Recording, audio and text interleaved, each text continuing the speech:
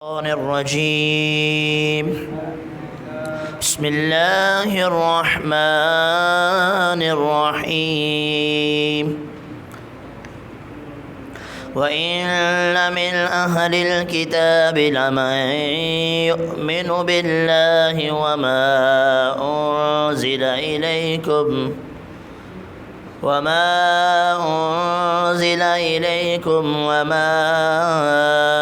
أنزل إليهم خاشعين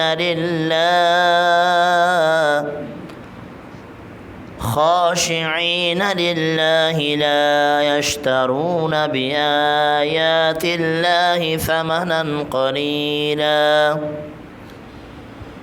أولئك لهم أجرهم عند ربهم إن الله سريع الحساب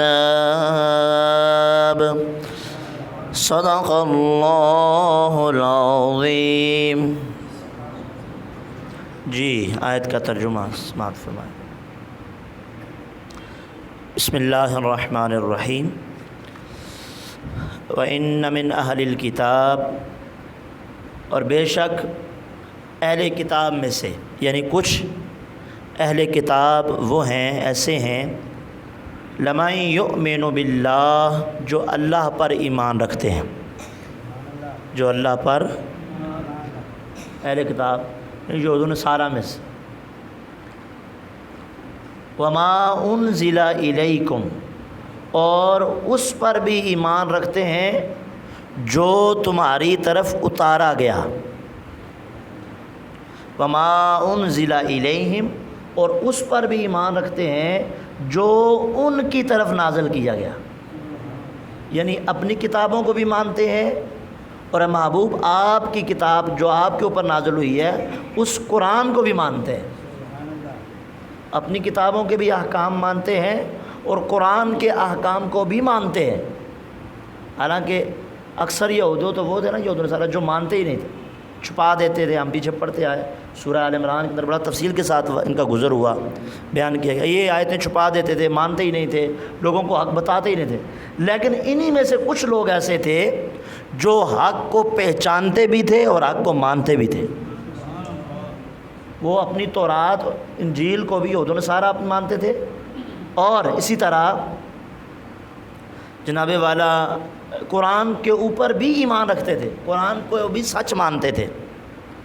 تو یہاں پر وہ فرمایا گیا وَمَا أُنزِلَ إِلَيْكُمْ، جو آپ کی طرف نازل کیا گیا، وَمَا أُنزِلَ إِلَيْهِمْ، اور جو ان کی طرف نازل کیا گیا اس پر ایمان رکھتے ہیں۔ کس طرح؟ دنیاوی لالچ نہیں ہے، کوئی اور متاع نفع اس کے لیے نہیں، خاشعین للہ، اللہ سے ڈرتے ہوئے، اللہ سے ڈرتے ہوئے۔ عالم یہ ہے ان کا، لا یشترون بآیات اللہ، مانتے کیسے ہیں؟ فرمایا وہ اللہ کی آیتوں کے بدلے ثمنا قلیلا، تھوڑا سا دام، ذلیل دام نہیں لیتے، یعنی تھوڑی سی قیمت کے بدلے میں احکام کو فروخت نہیں کر دیتے۔ اولئک لہم اجرہم عند ربہم، فرمایا یہی وہ لوگ ہیں کہ جن کا اجر ان کے رب کے پاس ہے۔ ان اللہ سریع الحساب، بے شک اللہ جلد حساب لینے والا ہے۔ اچھا، سب سے پہلے تو یہ آیت کب نازل ہوئی؟ حضرت عبداللہ ابن عباس رضی اللہ تعالیٰ عنہ بیان کرتے ہیں کہ حبشہ کا جو بادشاہ تھا نا، نجاشی، جب اس کا ہوا انتقال تو ان کی وفات کے دن سرکار مدینہ صلی اللہ علیہ وسلم نے اپنے صحابہ سے فرمایا چلو اٹھو اور اٹھ کر میرے ساتھ چلو، ہم جناب والا بقیع شریف میں جاتے ہیں۔ بقیع شریف میں گئے، وہاں پر چلے گئے اور حبشہ کی سرزمین کی طرف آپ صلی اللہ علیہ وسلم بلکہ حبشہ کی زمین آپ کے سامنے کی گئی۔ یہ عبداللہ ابن عباس فرماتے ہیں کہ حبشہ کی زمین جو تھی وہ آپ صلی اللہ علیہ وسلم کے سامنے کی گئی، ٹھیک ہے، اور حبشہ کی زمین بھی سامنے کی گئی اور نجاشی کا جنازہ بھی سامنے لایا گیا، ہو گیا بالکل، حجابات دور ہو گئے، بالکل سامنے ہو گیا حضور علیہ السلام کی۔ اس پر آپ صلی اللہ علیہ وسلم نے 4 تکبیروں کے ساتھ نماز جنازہ پڑھی صحابہ کے ساتھ جنت البقیع کے اندر، تو اور اس کے لیے استغفار بھی فرمایا، بخشش کی دعا بھی مانگی۔ سبحان اللہ۔ یہاں پر ایک بات ہے کہ دیکھیں، اس پر میں دلائل پیش کروں گا، اور بھی 2-3 دلائل میں مختصر پیش کروں گا۔ آقا علیہ السلام کے سامنے کہاں جنت البقیع اور کہاں حبشہ کی زمین، لیکن سارے پردے ہٹ گئے، جنازے کا تخت بھی سامنے لایا گیا اور میت بھی سامنے رکھ دی گئی۔ انہوں نے فرمایا چلو صحابہ، چلو میرے ساتھ، ہم جنازہ پڑھیں گے، ہم جنازہ پڑھیں۔ تو جنت البقیع کے اندر جنازہ پڑھا گیا۔ اب کیا ہوا؟ یہ تو یہاں تک بات مکمل ہوئی۔ منافقوں نے یہاں پر اعتراض کیا۔ اعتراض یہ کیا کہ دیکھو جناب، حبشہ کا نصرانی تھا، نصرانی اہل کتاب تھا، اور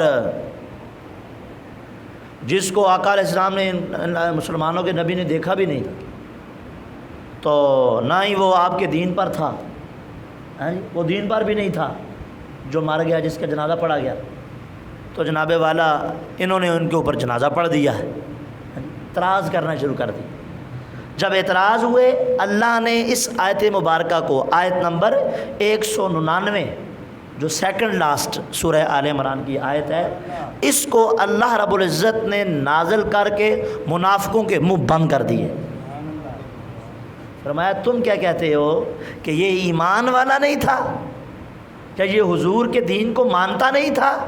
فرمایا ایسی بات نہیں ہے، تم عقل کے اندھے ہو، تمہیں پتہ ہی نہیں ہے۔ وہ عربی میں بھی محاورہ ہے نا کہ المعترض کالاعمی، اعتراض کرنے والے اکثر اندھے ہی ہوتے ہیں، ٹھیک ہے۔ تو یہاں فرمایا گیا کہ جن کو یہ عیسائی کہہ رہے ہیں کہ وہ تو عیسائی تھا، نصارہ میں سے تھا، نصرانی تھا، دین پر بھی نہیں تھا، اور انہوں نے ان کا جنازہ پڑھ دیا۔ وہاں اللہ رب العزت نے ارشاد فرمایا حقیقت میں وہ مسلمان ہے۔ کیوں؟ کیونکہ کچھ اہل کتاب ایسے ہیں جو اللہ رب العزت پر بھی ایمان رکھتے ہیں، پچھلی کتابوں پر بھی ایمان رکھتے ہیں، اور قرآن کے اوپر بھی ایمان رکھتے ہیں، ٹھیک ہے جی۔ اور اس کے ساتھ حضور سید المرسلین صلی اللہ علیہ وسلم پر اور آپ پر نازل ہونے والے قرآن پر بھی ایمان رکھتے ہیں، اور ان کی حالت یہ ہے خاشعین للہ، ان کے دلوں میں عاجزی ہے، انکساری ہے۔ دیکھو جو باطل تھے اللہ نے ان کے بطلان کو بھی بیان کیا، اور جو حق پر تھے ان کے بھی کمال کو اللہ نے کتنے پیارے انداز میں بیان کیا۔ تو یہاں پر میرا جو دل کہتا ہے میں تو وہی عرض کروں گا، میرا ایک اپنا ایک وجدان ہے، اس پہ ایک ایقان ہے، عقیدہ ہے، نظریہ ہے کہ اگر یہود و نصارہ اپنے دین کو فالو کرتے ہوئے نبی علیہ السلام کے دین مصطفیٰ کے ساتھ خالص ہو جائیں، اللہ ان کی شانوں کو قرآن میں بیان کرتا ہے، تو آج کوئی سچا حضور کا غلام ادھر ادھر کی رشوتیں اور ادھر ادھر منہ مارنے سے پرہیز کر کے حضور کے دین سے اگر خالص ہو جائے تو اللہ اس کو کتنا مقام عطا فرمائے گا۔ یہود و نصارہ میں سے ہو، اللہ اس کی شانوں کو قرآن میں آیتیں نازل کر کے بیان کرتا ہے، اور نہیں نصرانہ نہیں سی، نصرانیوں میں سے نہیں تھا، وہ کہا وہ عیسائیوں میں سے نہیں تھا، وہ تورات کو بھی مانتا تھا، انجیل کو بھی مانتا تھا، اور قرآن کو بھی مانتا تھا۔ تو اللہ کس طرح بیان کرتا ہے؟ تو اگر حضور کا امتی بھی ہو، دین کا درد رکھنے والا بھی ہو، قرآن کی طلب رکھنے والا بھی ہو، اور وہ اگر حضور کی دین کی تبلیغ کرے تو اللہ اس پر اتنا اپنا کیسے کرم فرمائے گا۔ اس لیے فرمایا دین کا جو طالب علم بھی ہوتا ہے نا، جب وہ دین سیکھنے کے لیے چاہتا ہے تو فرشتے اس کے پاؤں کے نیچے اپنے پر بچھا دیتے ہیں۔ فرمایا جب دین کے لیے کوئی سیکھنے کے لیے نکلتا ہے اللہ تعالیٰ اس کے رزق کا ضامن ہو جاتا ہے، تو رزق کی پرواہ کرنے کی کوشش نہیں، کیونکہ تو دین سیکھنے واسطے نکلا ہے۔ تو تورات اور انجیل کا ماننے والا قرآن کو مانے، اس کی شان بڑی ہو جاتی ہے۔ تو حضور کا امتی اگر دین کے ساتھ خلوص رکھے، اعتقاد رکھ کے اس پر عمل کرے، اس کی تبلیغ کرے، اللہ کا اس بندے پر، اس عالم پر کتنا کرم ہوگا۔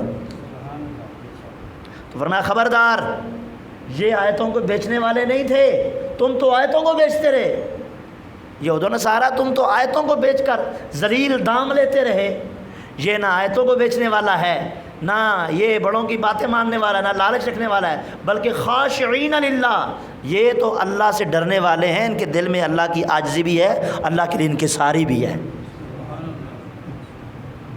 لہذا فرمایا کہ ڈرو اللہ سے، یہ تو وہ لوگ ہیں جن کا اجر رب کے پاس ہے، ان کو اللہ تعالیٰ اپنا اجر عطا فرمائے گا، اور یہ اجر نہیں ہے کہاں حبشہ اور کہاں جنت البقیع حضور نماز جنازہ پڑھ رہے ہیں، حضور نماز جنازہ ادا فرما رہے ہیں۔ اچھا، یہاں پر یہ تو ہوگی تفسیر، لیکن شرعی مسئلہ یہاں اس کے ضمن میں جو غیر مقلد حضرات یہاں پر اس کو دلیل بناتے ہیں، لو جی کہتے ہیں جی ویکھو حضور نے تے غائبانہ نماز جنازہ پڑھے ہے، لہذا سے بھی پڑھنے ہیں، ثابت ہو گیا جناب۔ ان کے حوالے سے ہمارے پاس بڑی پیاری پیاری دلائل ہیں، رابطے اس کے دلائل بھی ہیں، اس حوالے سے علماء اکرام نے جواب دیے ہیں۔ پہلے تو ہمیں اپنا موقف پتہ ہونا چاہیے، دلیلیں بعد میں ہے نا، پہلے موقف تو پتہ ہونا کہ ہم حنفی ہیں، ہمارے ائمہ کا موقف کیا ہے۔ امام اعظم ابو حنیفہ اور امام مالک، یعنی مالکی مذہب مسلک اور حنفی مذہب کے نزدیک غائبانہ نماز جنازہ پڑھنا جائز نہیں ہے، غائبانہ نماز جنازہ پڑھنا جائز ہے، بلکہ عند الاحناف اور عند المالکیہ یہ شرعی مسئلہ ہے کہ جو میت ہے اس کا آدھے سے زیادہ ہونا یہ ضروری ہے، یعنی میت کا سامنے ہونا ضروری ہے، نہیں تو نماز جنازہ پڑھنا اس کے اوپر جائز ہے۔ اب سوال یہ اٹھا کہ جناب حضور نے نجاشی جو تھا حبشہ کا بادشاہ جنازہ کیوں پڑھا؟ اس کے اوپر میں نے یہ تفسیر میں بھی میں نے بیان کیا، عبداللہ بن عباس رضی اللہ تعالیٰ عنہ کی جو تفسیر ہے، تفسیر خازن کے اندر نقل کی گئی، اس کے اندر بھی ہے۔ اس کا جواب یہ ہے کہ دیکھیں، پہلے تو عقل کے اندر یہ ثابت کرو وہ غائب کہاں تھا، غائب تو تھا ہی نہیں، غائبانہ تو تب کہو جب غائب ہو، لیکن اللہ رب العزت کے محبوب کے سامنے زمینوں کو لپیٹ دیا گیا، تخت کو سامنے رکھ دیا گیا، غائب سے ہے ہی نہیں سی۔ اچھا اس پہ دلیل کیا ہے جناب غائب نہیں تھا؟ میں تمہیں اور بھی بیان کرنے ہیں دلائل جی۔ اب اس پہ یہ تو میں آگے اس پہ عرض کرتا ہوں، اس پہ آپ ایک دلیل ایک اور میں آپ کو واقعہ پیش کرتا ہوں۔ اچھا جناب، یہاں یہ جو روایت ہے نا صحیح ابن حبان کے اندر جو میں نے بیان کی پیچھے نجاشی والی، یہ موجود ہے، اس کے اندر بھی یہ بڑی مستند اصحاح الاسانید والی جو کتاب ہے اس کے اندر یہ موجود ہے۔ اچھا، یہ جو دلیل کے اوپر غزوہ تبوک ہو رہا تھا، آقا علیہ السلام تبوک کے غزوے کے اوپر موقع پر موجود تھے، جبریل امین آقا علیہ السلام کی بارگاہ میں حاضر ہو گئے۔ یہ والی جو روایت ہے الموجم الکبیر کی روایت ہے، امام طبرانی نے اس کو نقل فرمایا، بڑے عظیم محدث مستند روایت ہے۔ جبریل امین آ گئے جناب، بڑی پیاری روایت ہے، آ گئے کہنے لگے یا رسول اللہ صلی اللہ علیہ وسلم، مدینہ کے اندر، مدینہ شریف کے اندر معاویہ بن معاویہ مزنی رضی اللہ تعالیٰ عنہ انتقال کر گئے، فوت ہو گئے، تو کیا آپ یہ پسند کرتے ہیں کہ آپ کے لیے زمین سمیٹ دی جائے اور آپ اس کی نماز جنازہ پڑھ لیں؟ کیا آپ یہ پسند کرتے ہیں کہ آپ کے لیے زمین کو فاصلے کو ختم کر دیا جائے، گویا بالکل منظر سامنے کر دیا جائے، تو آپ پسند کرتے ہیں کہ آپ جنازہ پڑھ لیں؟ آقا علیہ الصلوۃ والسلام نے ارشاد فرمایا جی ہاں، کیوں نہیں، میں تو پسند کرتا ہوں۔ انہوں نے فرمایا میں پڑھوں گا غلام کا جنازہ۔ تو جبریل امین نے کیا کیا، اپنے دونوں پر زمین پر مارے، تو آپ کے لیے ساری زمین کو سمیٹ دیا گیا۔ یہ حدیث کے اندر ہے، میں آپ کو حدیث کے الفاظ سنا رہا ہوں۔ اور آپ کے گویا تخت اٹھا کر سامنے رکھ دیا گیا، جس کے اوپر معاویہ بن معاویہ مزنی رضی اللہ تعالیٰ عنہ کا میت اقدس رضی اللہ تعالیٰ عنہ، آپ کا وہ میت اقدس شریف موجود تھا، وہ آپ کے سامنے کر دیا۔ اب بڑا فاصلہ ہے ابھی، تو آپ صلی اللہ علیہ وسلم نے ان کی نماز جنازہ پڑھی. واہ واہ، پڑھنے والے حضور ہیں اور پیچھے پڑھنے والے فرشتے ہیں. آپ کے پیچھے فرشتوں کی 2 صفیں تھیں، ہر صف میں 70,000 فرشتے موجود تھے. 70,000 فرشتے. جنازہ پڑھا جا رہا ہے. پھر وہ تخت واپس ہو گیا. نبی کریم صلی اللہ علیہ وسلم نے حضرت جبریل سے پوچھا کہ معاویہ نے یہ فضیلت کس وجہ سے حاصل کی ہے؟ تسی انہوں نے جنازہ پڑھنا پسند کیتا ہے، زمین سمیٹ دیتی گئی ہے، یہ وجہ کی ہے، مقام کیویں ملیا ہے؟ تو آقا یہ ہمارے لیے اس کے اندر یہ بڑا پیغام بھی ہے. ہم قرآن پڑھنے والے ہیں، قرآن سے محبت کرنے والے ہیں، تو ہمارے لیے بہت بڑا پیغام ہے. مختصر سا وظیفہ ہے، کمال وظیفہ، قرآنی وظیفہ. اگر ہم چاہتے ہیں کہ اللہ کی بارگاہ سے ہمیں بھی اس طرح کا مقام ملے، ایک خاص اس کا فیضان ملے قرآن کا. پوچھا حضور یا رسول اللہ، جبریل امین نے پوچھا یہ فضیلت کیسے ملی ہے؟ آقا علیہ الصلوۃ والسلام نے ارشاد فرمایا یہ جو میرا غلام ہے نا معاویہ بن معاویہ مزنی، یہ سورہ اخلاص شریف جو ہے قل هو اللہ احد سے بے حد درجہ محبت رکھتے تھے. سورہ اخلاص شریف سے بڑی محبت رکھتے تھے. آتے جاتے بیٹھتے اٹھتے ہر حال میں اس کو پڑھتے تھے. گویا اللہ نے ان کو یہ مقام عطا فرما دیا. آج زمین کو سمیٹ دیا گیا، تخت اٹھا کے میرے سامنے رکھا گیا. تو یہاں یہ دلیل بھی ہے. اس حدیث کو امام طبرانی نے حضرت ابو امامہ سے روایت کیا، مسند شامعین کے اندر بھی ہے، ٹھیک ہے، المعجم الکبیر کے اندر بھی ہے، اور امام ابن السنہ نے بھی اس کو روایت کیا ہے. ٹھیک ہے جناب. اور اس کے علاوہ امام واقدی نے امام مغازی سے جو روایت کی ہے، ایک اور دلیل دیتا ہوں آپ. تو سمجھ آئی حضور کے سامنے زمین کو سمیٹ دیا گیا، تخت کو سامنے رکھا گیا، جیسا کہ معاویہ بن معاویہ مزنی رضی اللہ تعالیٰ عنہ کے جسم اقدس کو تخت کے اوپر سامنے رکھا گیا. اسی طرح حبشہ کے بادشاہ نجاشی کا میت اقدس بھی آپ کے سامنے رکھ دیا گیا. گویا غائب تو ہے ہی نہیں تھے. غائب تو جب سامنے ہو گیا حضور کے سامنے، حضور دیکھ رہے ہیں، جنازہ پڑھ رہے ہیں. صحابہ کو فرمانا چلو اٹھو نجاشی کا جنازہ پڑھیں. اچھا صحابہ کرام کے ذہن میں تھا، یہ لکھا ہوا ہے، گمان تھا جنازہ تو میت ہے ہی نہیں، پڑھا گا کتنے. لیکن کسی نے اعتراض نہیں کیتا. انہوں نے پتہ تھی اگر حضور پڑھ رہے ہیں تو حضور نظر آ رہے ہیں، آقا علیہ السلام نظر آ رہے ہیں پیچھے. ٹھیک ہے حضور پڑھو جنازہ، پیچھے کھڑے ہو گئے. تو گویا علماء کرام نے یہ بیان فرمایا کہ وہ غائب ہے ہی نہیں. ٹھیک ہے. یہ حضرت عمران بن حسین رضی اللہ عنہ سے بھی روایت موجود ہے. اچھا ایک اور روایت آپ کو پیش کرتا ہوں. حضرت انس رضی اللہ تعالیٰ عنہ سے روایت ہے، امام واقدی نے امام مغازی اس کو روایت کیا کہ آپ حضور علیہ الصلوۃ والسلام ممبر پر بیٹھے ہوئے تھے، صحابہ کرام کو دیکھ رہے ہیں، شام ملک شام میں صحابہ لڑ رہے ہیں، جہاد کر رہے ہیں. تو دیکھتے دیکھتے آپ صلی اللہ علیہ وسلم نے ارشاد فرمایا زید بن حارثہ نے جھنڈا لیا اور وہ لڑتے لڑتے شہید ہو گئے. پھر آپ نے نماز جنازہ پڑھی زید بن حارثہ کی. ٹھیک ہے. پھر اس کے بعد آپ نے ان کے لیے دعا بھی کی اور فرمایا صحابہ سے ان کے لیے استغفار کرو.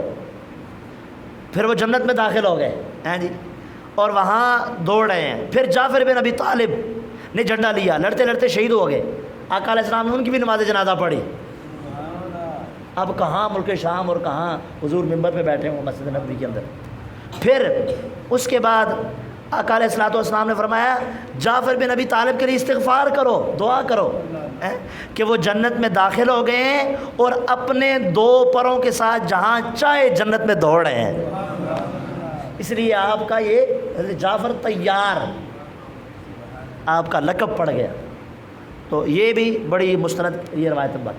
تو حضور کے سامنے تو زمین کو ہی سمیٹ دیا گیا، تو چونکہ غائب رہا ہی نہیں. جب غائب رہا ہی نہیں تو یہ کہنا کہ غائبانہ نماز جنازہ پڑھی، یہ کہنا درست. اب ایک اور آپ کو بات بتاؤں، بڑی پتے والی بات. ہمارے علماء کرام یہ بھی کہتے ہیں نا کہ یہ جو نجاشی تھا اس کی خصوصیت تھی. حضور علیہ الصلوۃ والسلام نے ان کے لیے نماز جنازہ پڑھی. حضور کا یہ خاص عمل تھا ان کے لیے، نجاشی کے لیے. علماء فرماتے ہیں کہ یہ والا جو قول ہے نا یہ ضعیف ہے، یہ کوئی مستند نہیں. ہاں اس کو ہم تب دلیل بنائیں جب یہ والی صورت نہ ہو کہ حضور کے سامنے سمیٹا نہ گیا زمین کو اور تخت کو سامنے نہ رکھا گیا. تب یہ والی دلیل بنائی جا سکتی ہے۔ لیکن جو مستند دلیل ہے وہ یہی ہے کہ حضور کے سامنے زمین کو سمیٹ دیا گیا، گویا میت وہ تخت اٹھا کے حضور کے سامنے کر دیا۔ ٹھیک ہے جی، تو لہٰذا عند الاحناف غائبانہ نماز جنازہ پڑھنا جائز ہے۔ ہوں جڑے کہتے ہیں جی غائبانہ پڑھیا کرو، میں کہا جناب وہ تو حضور علیہ السلام دا ایک دلیل مل گئی حدیثاں وچوں، پھر وہ 70 صحابہ بیر مونا جڑا واقعہ ہے، 70 جید علماء اور قاری صحابہ شہید ہوئے، حضور نے ان پر غائبانہ نماز جنازہ پڑھی نہیں پڑھی؟ ٹھیک ہے۔ اس کے علاوہ جناب والا آقا علیہ الصلوۃ والسلام کے متعدد صحابہ سفروں میں فوت ہوئے، انتقال ہوا، آقا علیہ السلام نے ان کی نماز جنازہ غائبانہ طور پر ادا نہیں کی، سوائے ان چند خاص موقعوں کے اوپر۔ تو خاص موقعوں کے اوپر بطور اعزاز کے، بطور ان کے مقام و مرتبے کے آقا علیہ السلام نے ان کی نماز جنازہ پڑھی، لہٰذا اس کو یہ دلیل بنانا ہے ایک دو روایتوں کو لے کر ساری زندگی کے اوپر نافذ کر دینا جی غائبانہ نماز جنازہ پڑھی جائے، یہ کہنا درست ہے، بلکہ جہالت اس کو کہا جا سکتا ہے۔ ٹھیک ہے، اس لیے عند الاحناف اور عند امام مالک کے نزدیک والا غائبانہ نماز جنازہ پڑھنا جائز ہے، اور ہم امام اعظم ابو حنیفہ رحمۃ اللہ علیہ آپ کی جناب والا تقلید کرتے ہیں، مقلد ہیں، لہٰذا آپ کے نزدیک بھی غائبانہ نماز جنازہ پڑھنا جائز نہیں ہے۔ اچھا، حالانکہ دیکھیں یہاں تک کہ آقا علیہ السلام نماز جنازہ پڑھنے کے لیے بڑے حریص تھے، بہت حریص ہوتے تھے اس معاملے میں کہ میں اپنے صحابہ کے اوپر جنازہ پڑھوں، لیکن اس کے باوجود بھی کتنے ہی معاملات گزرے، سوائے ان چند موقعوں کے حضور نے کبھی بھی غائبانہ نماز جنازہ پڑھی جس کو یہ غائبانہ کہتے ہیں، حالانکہ وہ ہمارے نزدیک تو وہ غائبانہ ہے ہی نہیں۔ ان دلائل کو دیکھا جائے، یہ میں نے آپ کے سامنے چند رکھی، اگر اس ٹاپک کو کبھی انشاءاللہ پھر ڈسکس کریں گے تو میں ایک تفصیل کے ساتھ آپ کو دلائل اور ائمہ اور محدثین اور فقہاء کے انشاءاللہ آپ کو دلائل گنواؤں گا کہ کتنے دلائل علماء کرام، یہ تو آج آپ اجمال سمجھیں اس کو، ٹھیک ہے۔ تو حالانکہ آقا علیہ السلام بہت حریص ہوتے تھے، لیکن پھر بھی کبھی حضور نے غائبانہ نماز جنازہ ادا نہیں کی، چند موقعوں کے سوا، کیونکہ آقا علیہ السلام نے یہ فرمایا کہ تم میں سے جو شخص بھی مر جائے تو تم مجھے اس کی خبر کر دو، کیونکہ اس کے اوپر میری نماز جنازہ پڑھنا اس کے لیے رحمت ہے۔ میرا جنازہ پڑھنا جو تم میں سے مر جائے اس کے لیے کیا ہے جناب؟ رحمت۔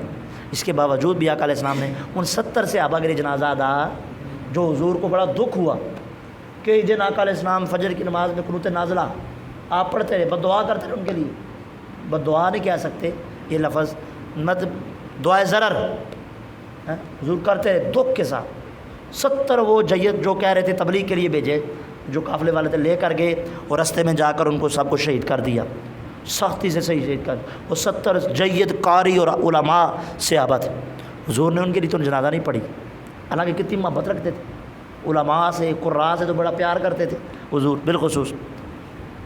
تو یہ المستدرک للحاکم کے اندر یہ، اور مصنف ابن ابی شیبہ، سنن نسائی، ابن ماجہ، کبریٰ للبیہقی، سب کے اندر یہ موجود ہے کہ یہاں پر آقا علیہ السلام نے غائبانہ نماز جنازہ پڑھی نہیں ہے، لہٰذا یہ موقف دینا کہ غائبانہ نماز جنازہ پڑھنا یہ ضروری ہے، یہ ایک ہٹ درمی ہو سکتی ہے، مسلک کا پروموٹ ہو سکتا ہے، لیکن جو قرآن و حدیث ہے عند الاحناف اور مالکیہ مذہب کے نزدیک غائبانہ نماز جنازہ پڑھنا جائز ہے، لہذا آپ بھی ان لوگوں کے ساتھ شامل نہ ہوں۔ کبھی ہوتا ہے نا شامل ہو جاتے ہیں لوگ، ٹھیک ہے۔ ابھی وہ ایک جو بہت بڑا عظیم لیڈر تھے کشمیر کے اندر، سید علی گیلانی، تو اس کا روڈوں کے اوپر پڑا گیا، تو یہ اسی طبقے نے پڑھا جو مقلد کرتے ہی نہیں، تقلید کو جائز ہی نہیں سمجھتے، بلکہ بڑا عجیب سے ان کے نظریات، تو انہوں نے اس کو پروموٹ کیا ہے، حالانکہ عند الاحناف وہیں پہ جو پڑھا گیا احناف اور مالکیہ کے نزدیک غائبانہ نماز جنازہ پڑھنا جائز نہیں ہے، لہذا یہاں پر یہ جو حضرت نجاشی تھے ان کے متعلق اور آپ کے جو اصحاب تھے ان کے متعلق یہ آیت نازل ہوئی، جو صحیح نام تھا نا نجاشی کا وہ تھا اصحمہ، ابشا کا جو بھی بادشاہ ہوتا تھا نا اس کو نجاشی کہا جاتا تھا، اس کو جیسا کہ مصر کے اندر فرعون نام تو اس کا کچھ اور تھا، کہا جاتا ہے فرعون، کیونکہ مصر کے بادشاہ کو فرعون کہا جاتا تھا، اس طرح حبشہ کے بادشاہ کو نجاشی کہا جاتا تھا، لیکن صحیح نام جو تھا آپ کا وہ اصحمہ تھا۔ تو آپ اور جو آپ کے صحاب تھے ان کے متعلق یہ آیت نازل ہوئی۔ اور ابن جریر بیان کرتے ہیں کہ یہ جو آیت ہے، بلکہ امام مجاہد آپ نے بھی اس کو بیان کیا ہے، اور آپ نے یوں بیان کیا کہ جتنے بھی یہود و نصارہ مسلمان ہو گئے نا، ان کے متعلق بھی یہ آیت ہے۔ اور بعض جو علماء مفسرین انہوں نے یہ لکھا کہ عبداللہ بن سلام رضی اللہ عنہ جو یہودیوں کے بہت بڑے عالم تھے، وہ حضور کا چہرہ انور دیکھ کر کلمہ پڑھ کے حضور کے غلام بن گئے، جو مناظرہ کرنے آئے تھے، سفیر بن کے نمائندے آئے تھے، انہوں نے دیکھا اتنا خوبصورت چہرہ ہے، کہا کہ چہرہ اتنا سونا ہے تو دین کتنا سونا ہوئے گا، تو جھوٹ ہو ہی نہیں سکتا۔ تو انہوں نے جا کے خبراں بھی دیتیاں انہاں دے نال لڑائی نہ کرنا، وہ تو پانی تھلے نہیں کرن دیندے، وہ تو لواب تھلے نہیں کرن دیندے، تسی جناب والا انہاں دے نال جنگ کرن نہیں سوچن دے۔ تو مناظر بن کے گئے تھے، لیکن چہرہ مصطفیٰ دیکھا تک کہ تیریاں دعواں میں مرید ہو گئی۔ ثاقب صاحب فرماتے ہیں تک کہ تیریاں دعواں میں مرید ہو گئی۔ حضور کا چہرہ، ادا تو بڑی دور کی بات ہے، ادا تو بعد میں دیکھی، صرف چہرہ مصطفیٰ دیکھا، دیکھتے رہ گئے، ہے جی، حضور کے غلام بن گئے۔ تو ان کے بارے میں بھی آتا ہے کہ یہ ان کے متعلق بھی یہ آیت بعض علماء نے فرمایا نازل ہوئی، ٹھیک ہے۔ تو یہ آپ کا بھی بہت بڑا مقام ہے، عبداللہ بن سلام رضی اللہ تعالیٰ عنہ جو یہودیوں کے بہت بڑے مناظر تھے، جب حضور کو دیکھا، آپ کے چہرہ انور کی زیارت کی، کلمہ پڑھ کے حضور کی بارگاہ میں غلامی کو اختیار کر لیا۔ اللہ تعالیٰ ہمیں بھی دین کی حقانیت، دین کی صداقت ہم سب کو نصیب فرمائے، اور اس طرح ہم سب کو قرآن و سنت پر چلنے کی توفیق عطا فرمائے۔ دیکھیں، میں ایک بات عرض کروں آخر میں کہ لوگ سمجھتے ہیں شاید یہ فرقہ وارانہ گفتگو ہے، یہ فرقہ وارانہ گفتگو نہیں۔ ہم الحمدللہ احناف کی تقلید کرتے ہیں، تو ہمیں پتہ ہونا چاہیے نا، ہم حنفی ہیں الحمدللہ، تو ہمیں پتہ ہونا چاہیے عند الاحناف ان کا موقف کیا ہے۔ مسئلہ ہی پتہ نہیں ہوتا، ہر ایرے غیرے کے پیچھے ہم کھڑے ہو جاتے ہیں۔ جنازہ پڑھنے کے لیے بھی کچھ سنی شیعوں کے جنازے پڑھ رہے ہوتے ہیں، حالانکہ اگر پتہ تھا کہ وہ شیعہ ہے اور وہ کفری عقیدہ ہے، جنازہ پڑھے گا جائز سمجھتے ہوئے، اس کو تجدید ایمان بھی کرنا پڑے گا، تجدید نکاح بھی کرنا پڑے گا، تجدید ایمان بھی کرنا پڑے گا، تجدید نکاح بھی کرنا پڑے گا۔ تو جنازے لوگ پڑھتے ہیں، تو اس کو صرف وہ الگ بات ہے۔ وہ تو اگر امام بھی اگر لا علمی میں پڑھ لیا تو اس کو بھی چاہیے کہ توبہ کر لے، اپنی جگہ رجوع کر لے اللہ کی بارگاہ میں، توبہ استغفار، کیونکہ وہ لا علمی میں ہے۔ لیکن اگر جنازگاہ میں بھی پہنچ گیا ہے، اس کو پتہ چل گیا ہے کہ یہ کٹر وہ ہے، کفری عقیدے رکھنے والا، صحابہ کو تبرہ کرنے والا ہے، کالا، پتہ لگ گیا، تو میں تو کہتا ہوں وہیں سے پلٹ کے آ جانا چاہیے، جنازہ نہیں پڑھنا چاہیے، ٹھیک ہے۔ اللہ تعالیٰ ہمیں اپنے حفظ و امان میں رکھے، ہم سب کو اپنے عقیدے کی، ایمان کی حفاظت رکھنے کی توفیق عطا فرمائے۔ صلاۃ والسلام علیکم۔ وہ ایک